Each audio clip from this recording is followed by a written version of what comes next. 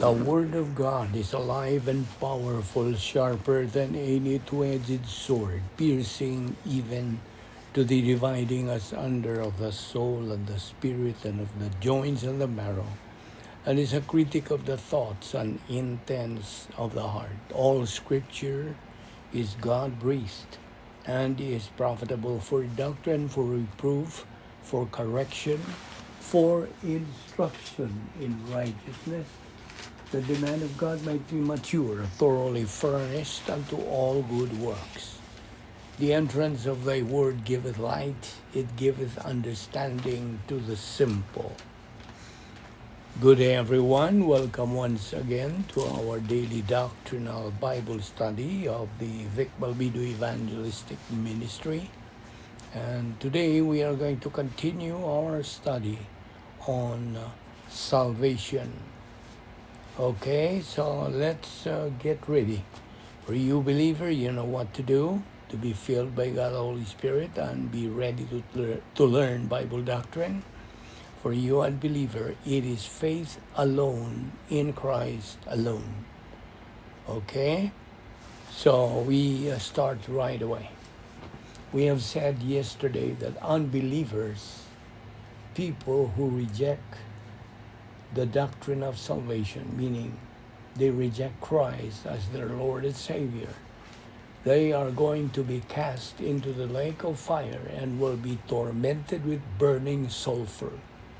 The smoke of their torment rises forever and ever. There is no rest, day or night. Now, when we talk of God's arch enemy, avowed enemy, who is the diabolos, the devil. He is the slanderer, false accuser, or Satanas, meaning adversary, deceiver.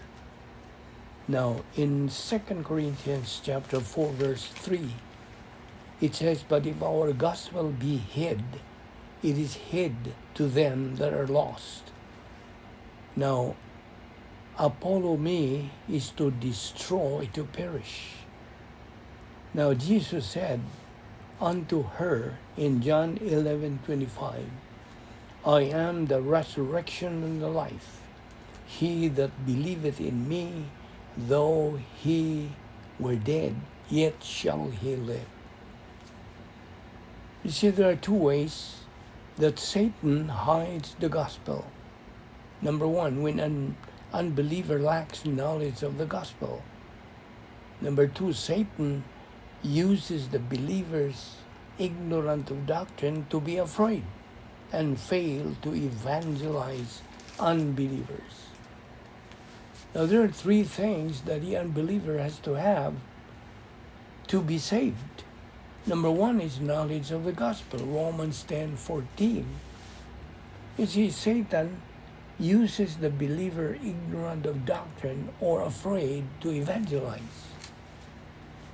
Number two, positive volition. Acts chapter 2, verse 38. Acts chapter 17, verse 30. And number three is activated faith. Now,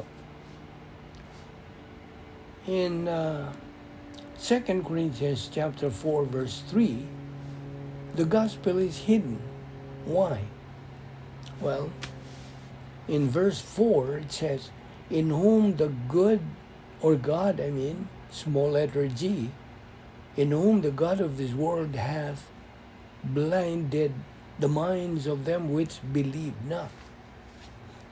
You see, there are two ways to blind a human eye. Number one, to remove light. Number two, too much light. Ephesians 2:8 and 9, "For by grace are ye saved through faith, and that not of yourselves, it is the gift of God, not of works, lest anyone should boast." Now, in Greek, eternal life is zoe aionios. In Psalm 16:11, there is eternal happiness in heaven. That's described there. Now, in Proverbs chapter 29, verse 18, where there is no revelation. A revelation, there is the Greek word tsason. Hebrew word tazon, meaning vision. Where there is no revelation, the people cast off restraint. But blessed is he who keeps the law. Now, the people cast off restraint. That's exactly the true condition of the United States of America. And cast off there in Hebrew is para, to forsake, abandon, to leave alone. And blessed there in Greek is makarios. Now, in 1 Timothy 2:4, these are salvation verses that I'm going to quote. 1 Timothy 2:4, who will have all men to be saved and to come unto the knowledge of the truth. 2 Peter 3:9, God is not willing that any should perish, but that all should come to repentance. Matthew 18:14, even so it is not the will of your Father which is in heaven that one of these or these little ones should perish. Now, it is God's will that all be saved, and it is God's will that all believers grow in the Word of God. These are God's will and purpose. Now, here are some characteristics of a mature believer. Number one, a believer who understands the content of everything, from Genesis to Malachi in the Old Testament, from Matthew to Revelation in the New Testament, and the relationship of one book to another, and the relationship of the Old Testament books to the New Testament books, and vice versa. Okay, let's go to the three categories of the wills of God. Number one is viewpoint will. Now this will of God answers the question, what does God want me to think? Number two is operational. Operational will of God answers the question, what does God want me to do? And then the third is geographical. Answers the question, where does God want me to be? Now, either man faces Christ as Savior now, or else he faces Christ as Judge in the eternal state. A person who believes in Christ is in union with Christ. He is imputed God's perfect righteousness. His name is written in the Lamb's book of eternal life. He becomes a child of God. And he becomes a member of the royal family of God. Now, here are verses that talk about a believer's growth. Romans 15:31-32, Colossians 1:9-11, Ephesians 3:14-18, and 2 Peter 3:18. Now, here are precautions to believers. In 2 Peter 3:17, be on your guard, meaning be doctrinally discerning. Now, here are some characteristics as a continuation, characteristics of a mature believer. So these mature believers are spiritual, and they have that national vision. Now, the spiritual goal is inclusive of all people within the boundaries of the nation, the entire population. And then the spiritual goal supersedes any and all other considerations, including age, gender, race, and ethnicity. The national spiritual goal, therefore, requires fulfillment by the positive response of the people within the nation to divine revelation. Now, will you open your Bible to 2 Chronicles chapter 7, verse 12. And it says, the Lord appeared to him at night and said, I have heard, verse 13, if I shut up heaven, verse 14, if my people will humble, that's kana, high feel stem, to subdue, to conquer, will humble, will pray, will seek, will turn from their wicked ways, then I will hear from heaven and will forgive their sin and will heal their land. Now, will heal their land, there is removal of divine discipline. In the land there is Rapha, to heal somebody of a disease. Now, Proverbs 29:18 again, where there is no revelation, Tazon, the people cast off restraint, but blessed is he who keeps the law. Now, Philippians 2:1, if you have any encouragement from being united with Christ, if any comfort from his love, if any fellowship with the Spirit, if any tenderness and compassion. Now, in verse 2, then make my joy complete, plero, by being like-minded, having the same love, being in spirit and purpose. Like-minded, there is phroneo, to think. Love, there is agape. And complete is plero. Now, there are 5 spheres of spiritual happiness. First is independent sphere of spiritual happiness, which is a byproduct of filling of the Holy Spirit, part of the fruit of the Spirit. Galatians 5:22 and 23, joy, kara. And then marriage, right man, right woman. Third is family, parents, children, and children's children. 4 are all dependent upon the successful spiritual condition of another member of the human race. And number 5, pastors to other believers, one believer to another, where the unbelievers come to faith in Christ. And then 2 things that will disrupt the identical thinking. Number 1 is lack of knowledge of doctrine. Number 2 is learning something that is false. Now, here is another Greek word, sumisukos. Sumisukos means having your soul together. This refers to taking some super glue and joining your soul to another soul. That is impossible because your soul is not physically united. Or united is the best translation to this.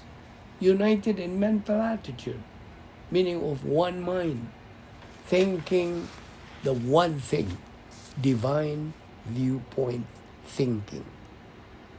Now,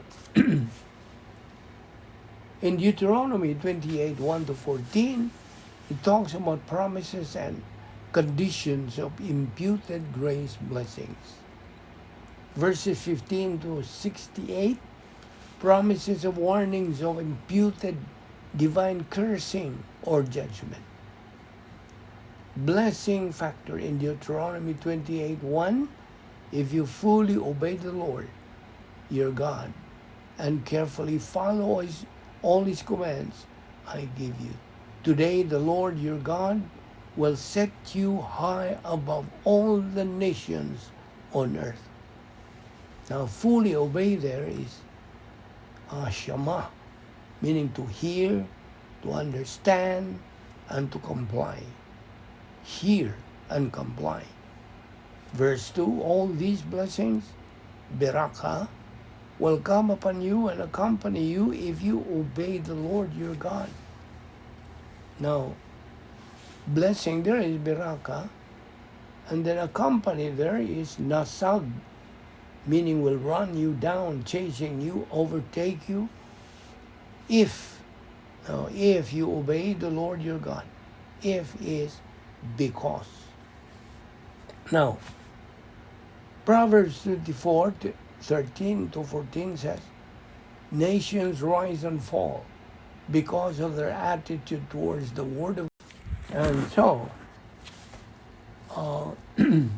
a believer, by the way, who is negative to doctrine, produces problems in life. In other words, he is a problem manufacturer. He blames God whenever he encounters tribulations and disasters and crises in life. He would say, why did God let this happen to me? Why me? Etc.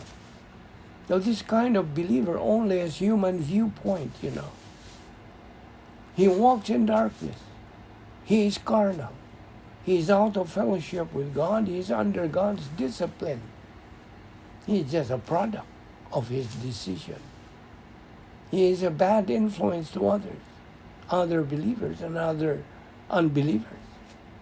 In short, he is a loser believer.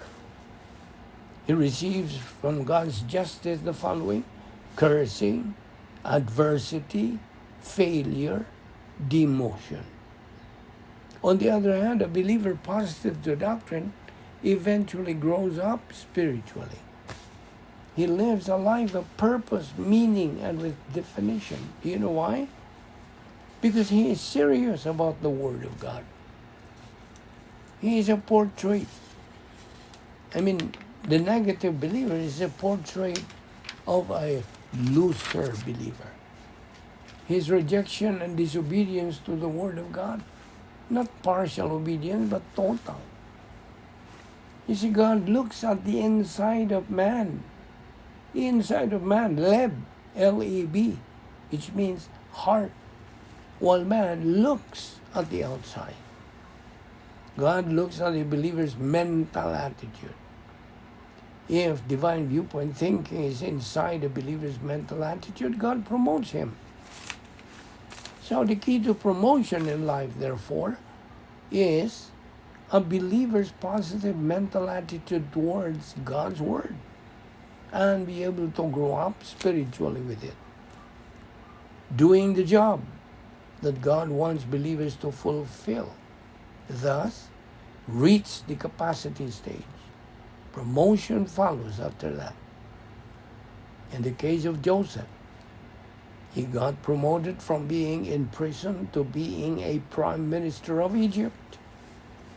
A believer who has vitamin K, meaning knowledge of Bible doctrine, are potential winners in life.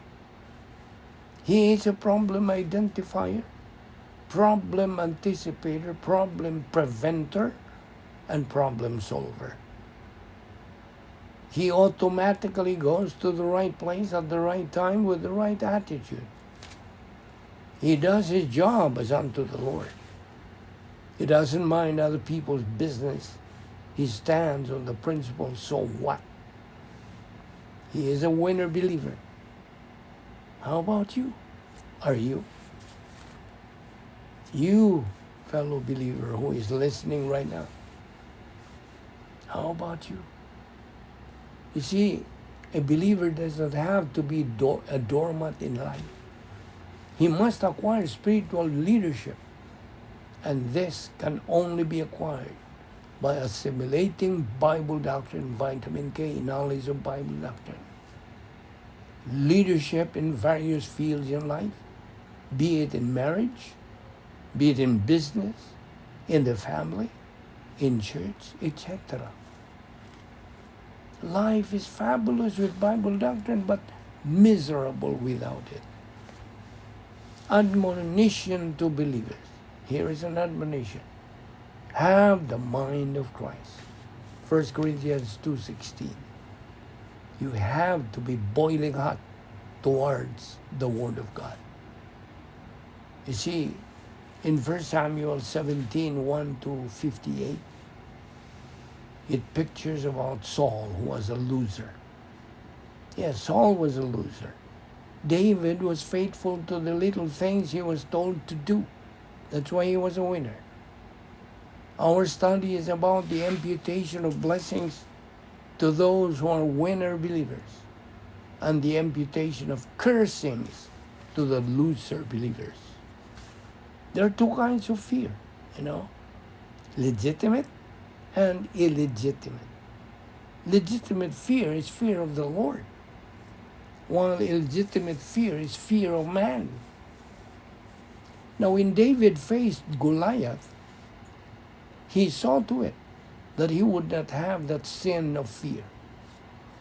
He was using the divine viewpoint thinking, doctrinal courage. But his brothers hated David because of his divine viewpoint principles.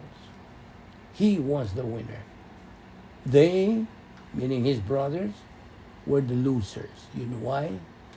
Because they had only human viewpoint stand in life. David got rid of the sin of fear in this particular incident. So you as a believer are supposed to live as unto the Lord. It's the mental attitude that God is watching on every individual believer. Do you know that? David's mental attitude has the divine viewpoint courage while facing this incident. Galatians 4:19, my dear children, for whom I am again in the pains of childbirth until Christ is formed in you. Now, my dear children, there is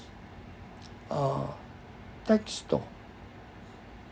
But Paul, in the pains of childbirth, Paul had spiritual pain over the Galatian believers. Pains of childbirth. Until is acris up to and including the time. Formed. Okay? Until Christ is formed in you. Formed there is morpho. To shape something. Ordino means to go to the pains of giving birth.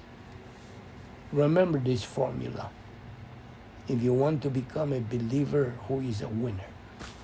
Knowledge of Bible doctrine plus faith equals divine viewpoint. Divine viewpoint is the source of doctrinal reality and divine viewpoint thinking. And so, palin, the word palin means until Christ is formed in you. Formed meaning shaped in you. Divine viewpoint in your frontal lobe. 1 Corinthians 2:16 again is the mind of Christ. In verse 20, how I wish I could be with you now and change my tone because I am perplexed about you. Hebrews 13:17, self-induced prosperity. Obey your leaders and submit to their authority. They keep watch over you as men who must give an account. Obey them so that their work will be a joy, not a burden, for that would be of no advantage to you. Submit, to place yourself under one's authority. That is what it means.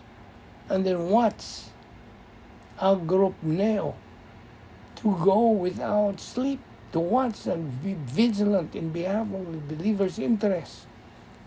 Joy is the spiritual happiness. Burden is the stenadzo, deep sound of pain, groaning. Now, Matthew 16:24, Satan does not want people to be saved.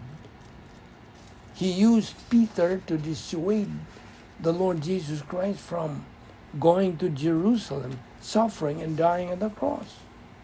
That's why our Lord Jesus Christ told Peter, get behind me, Satan. Scandalon. Peter was a stumbling block. He used the human viewpoint of life. So we have to think not human viewpoint, which is phroneo. Not to think human viewpoint. In Isaiah 55:6-9, What does it say? For my thoughts are not your thoughts, neither are your ways my ways, declares the Lord. For as the heavens are higher than the earth, so are my ways higher than your ways, and my thoughts than your thoughts. You see, there are two kinds of people in the world, believers and unbelievers. There are also two kinds of believers, winners, which are the remnants only, and then losers.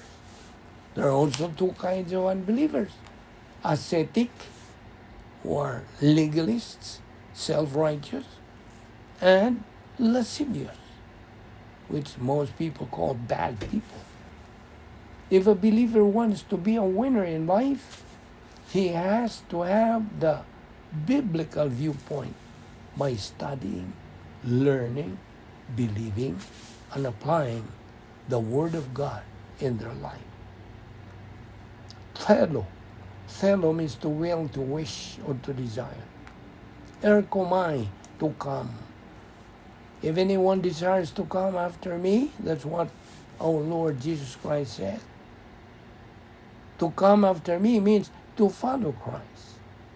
Now, what does it mean to follow Christ? It is to execute the protocol plan of God.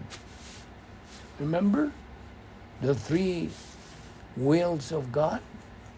Viewpoint will, operational will, and geographical will of God.